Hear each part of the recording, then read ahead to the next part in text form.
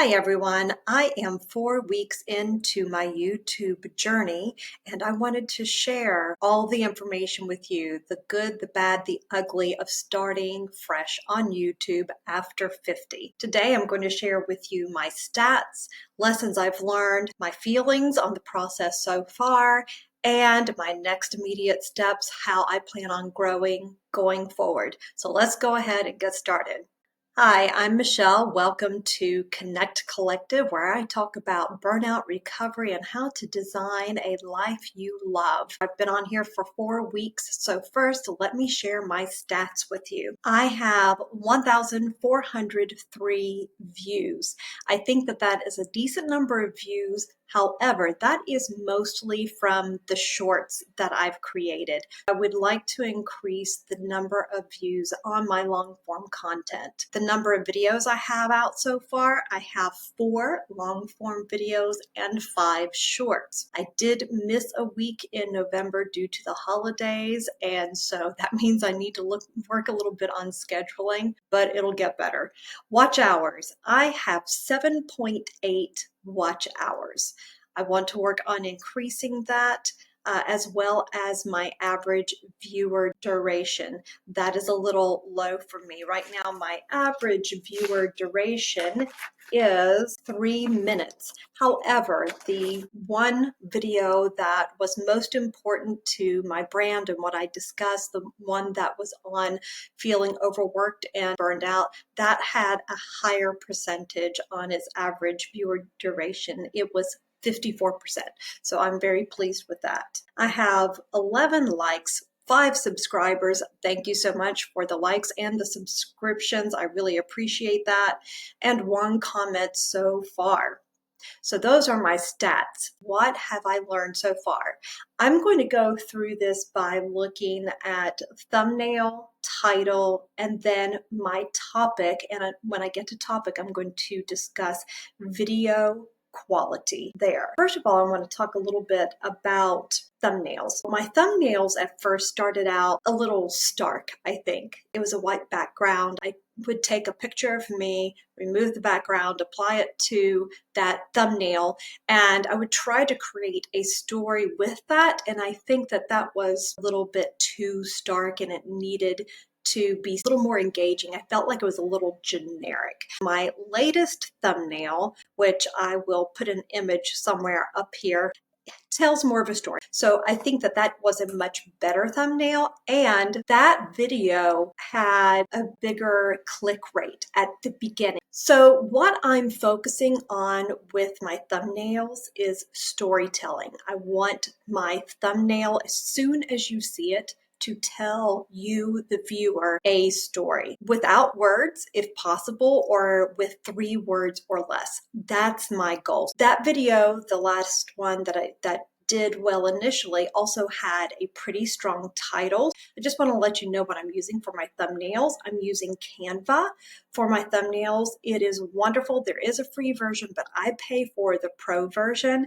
And what I love about that is that I can take pictures of myself and use the background removal tool to remove the background from me, so I can just superimpose myself on any image that I want to. So it is a huge help.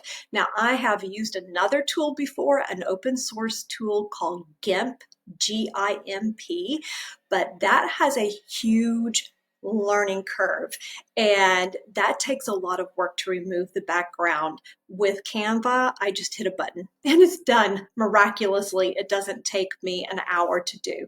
So Canva is wonderful, highly recommended. Moving on down to my title.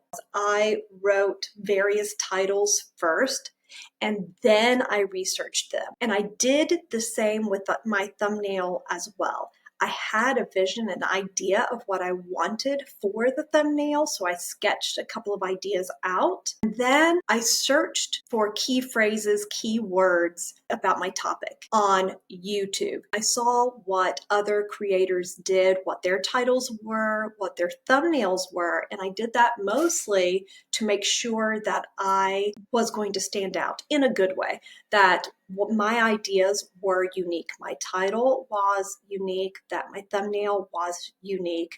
Now, of course, you know, originality is hard to come by, so it's not like I reinvented the wheel or anything like that. In fact, you'll see my thumbnail, and I'm sure you're probably thinking, well, you know, I've seen that style before, and that's totally fine. But for the keywords and key phrases that I was inputting and searching and the results I received, nobody else had a thumbnail like that.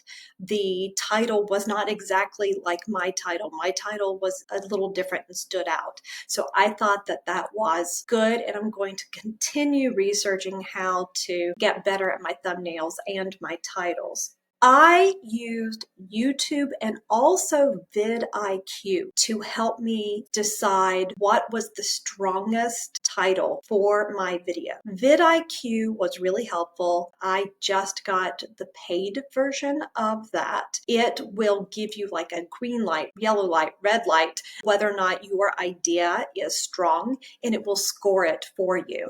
So that really helped me. But little note here, just because vidIQ tells you that your thumbnail is 100 out of 100 green, or that your title is highly rated, you know, you've got a really good score in the 90s, it's green, that does not necessarily equate to clicks or views. So it may stand out in a feed, but that's not going to necessarily get you the views, but it does help. I'm going to discuss a little bit later data, and I think I need more data before I can see truly how vidIQ helps me, and if it does truly help me garner more views as I go down the road. The next topic I want to discuss is video quality. Visually, I think that my videos are okay. I'm working with what I've got right now. I have, you know, the background as best as I can make it right now,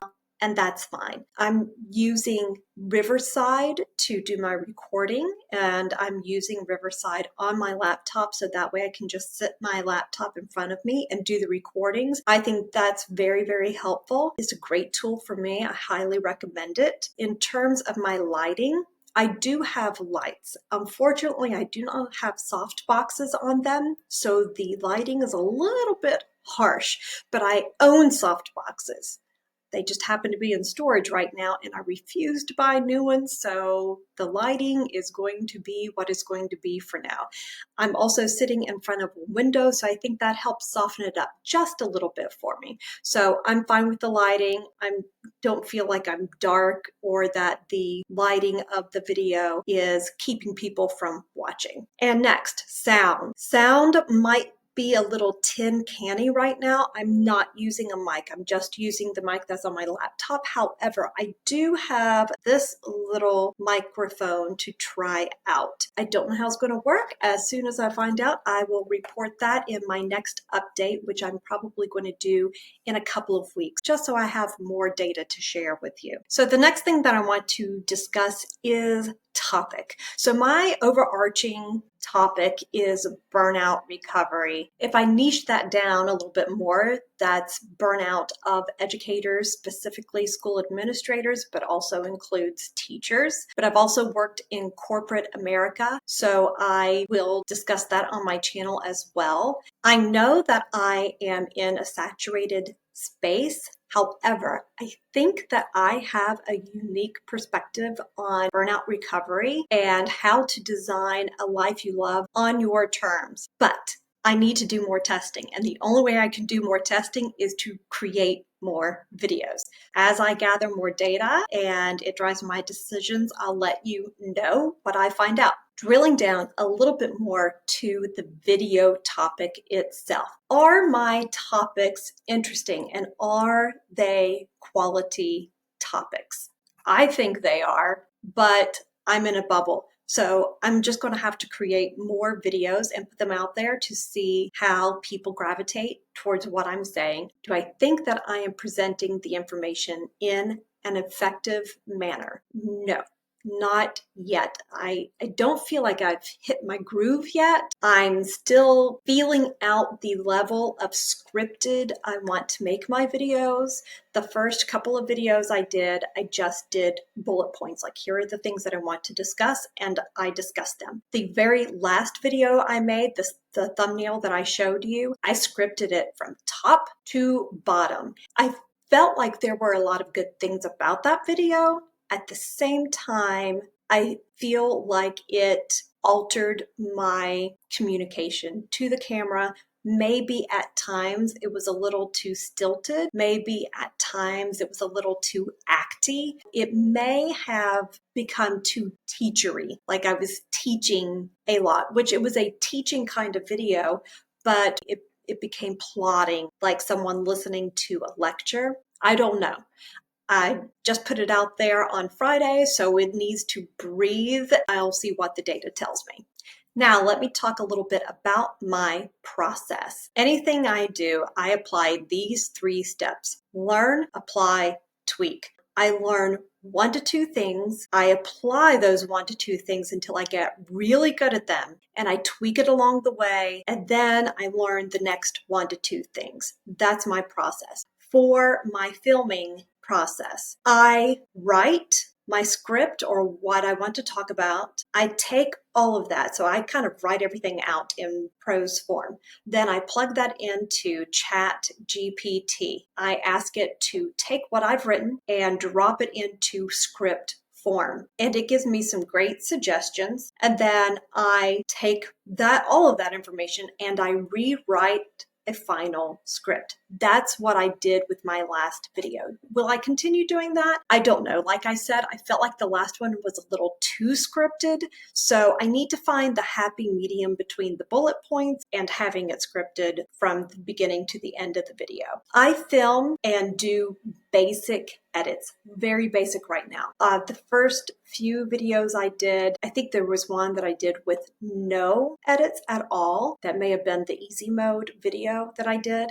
And that was just to get me started. I didn't want anything in the way of me creating content. And I think that editing a lot of times stops people from creating content. And especially at first, you just need to get content out there. Editing can be very heavy. So especially with editing, I want to learn those 1 to 2 things and apply them and tweak them. So the only thing that I've really been using for editing has been cutting out fluff. This very last video that I did, I also added transitions. That was new. I need to get better at it. So I will be just using those 2 things to edit my videos until I feel good about it, and then I will add the next thing. And another thing about editing is that it takes way more time than you will ever imagine. You will project, oh, hey, this is going to take me, it's a 15-minute video. It's going to take me maybe an hour to edit.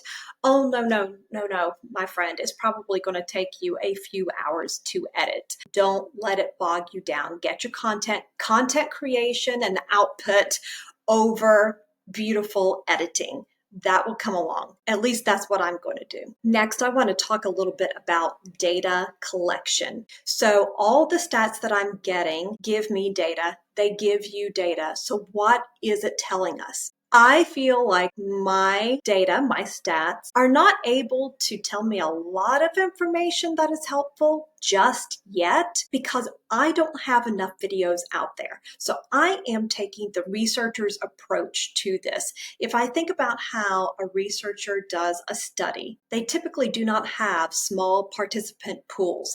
They don't have 10 people in a study. They have like 100 people in a study. And there's a reason for that, because what you find out from 9 out of 10 people, whether or not something was successful for them, does not automatically equate to 90 out of 100 people. The more people, or in this case, the more videos that I have to give me data, then the better decisions I can make for my YouTube channel. I think it's probably going to be 3 months out of doing videos consistently before I have a story with my data. Next, I want to talk a little bit about feelings. What are my feelings like right now? And what are your feelings like?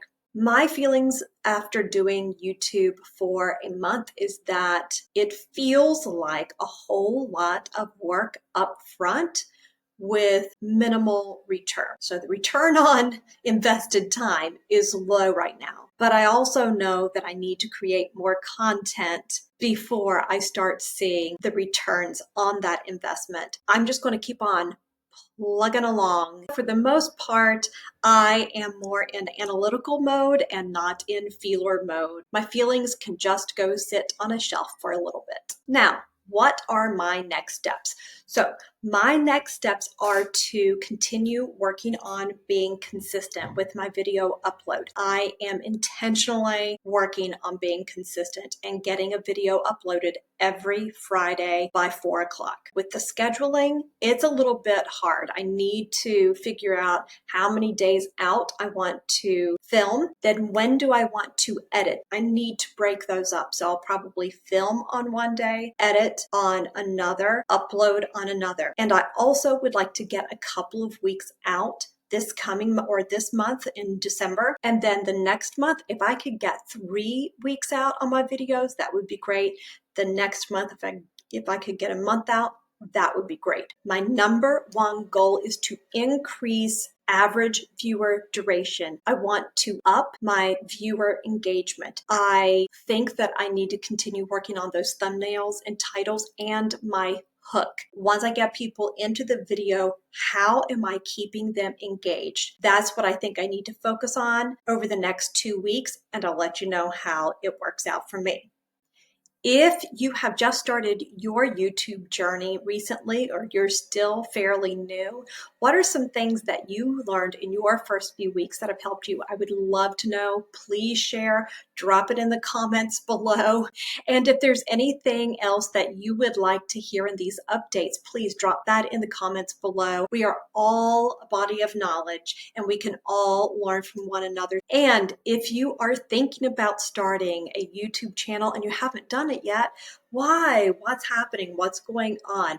What are some things that are blocking you from starting your YouTube channel? I would love to hear about that. Please drop it below. If you found this video helpful, please like, subscribe, and if you would like to see the video I was discussing during this update where I changed my thumbnail and title approach and got much higher engagement, click on it now.